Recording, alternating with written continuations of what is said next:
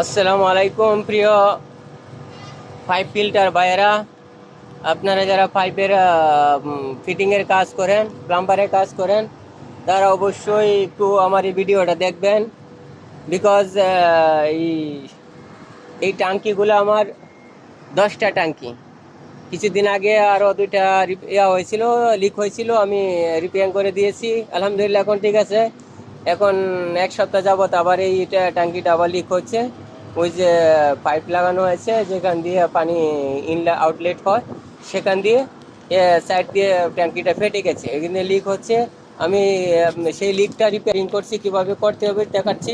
দয়া করে আপনারা দেখবেন, সম্পূর্ণ ভিডিওটা দেখবেন, দেখলে আপনারা বুঝতে পারবেন।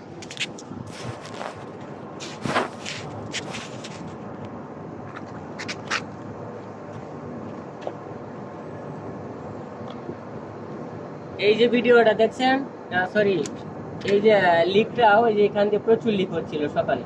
আমি অল্প একটু সকালে লাগিয়ে দিয়েছিলাম এমসিল, যে এখন একটু বন্ধ হয়েছে, আবার টোটালি বন্ধ হয় নাই, হয়ে গেছে মানে একদম 99% হয়ে গেছে। 1% একটু মানে সাইডে একটু ভিজা ভিজা আছে, সেজন্য আমি একটু আবার নিয়ে আসছি, এমসিল নিয়ে আসছি। এমসিলের দুইটা অপশন থাকে, একটা হোয়াইট একটা ব্ল্যাক। তো দুইটারে আপনি অল্প অল্প নিয়ে নিবেন। নেওয়ার পরে যতটুকু এই ব্ল্যাকটা নেবেন, ততটুকুই আপনার ওই যে এই হোয়াইট কালার এটা নেবেন।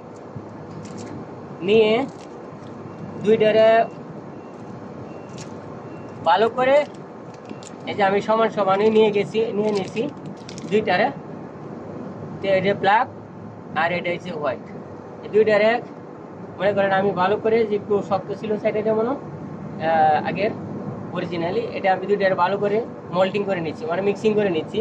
মিক্সিং করে নিয়ে ভালো করে মিক্সিং করতে হবে, যতটুকু সম্ভব 100% মিক্স হওয়া লাগবে। মিক্স কর যত ভালো করবেন, ততই এটা মনে করেন ভালো হবে, ধরবে, শক্ত হবে, তত তাড়াতাড়ি কাজ করবে। মানে যদি সাদার অপশনটা একটু বেশি থাকে তাহলে কাজ কম করবে, আবার কোনো জায়গায় যদি কালো অপশনটা বেশি থাকে তাহলে কাজ কম করবে, ঠিক আছে। তার ওই যে মোটা একটা পেপার আছে, এটা হচ্ছে ফাইল পেপার, চেমরি পেপার বলি আর কি।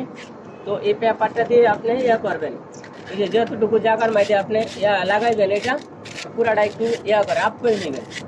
যদি রাফ করে নেন তাহলে মনে করেন এটা ভালো করে ধরবে, বুঝছেন। রাফ করে নিয়ে, আমার আগে একটু রাফ করা ছিল সকালবেলা, এখন আবার নতুন করে আরেকটু রাফ করে নিচ্ছি। রাফটা করে নিলে মনে করেন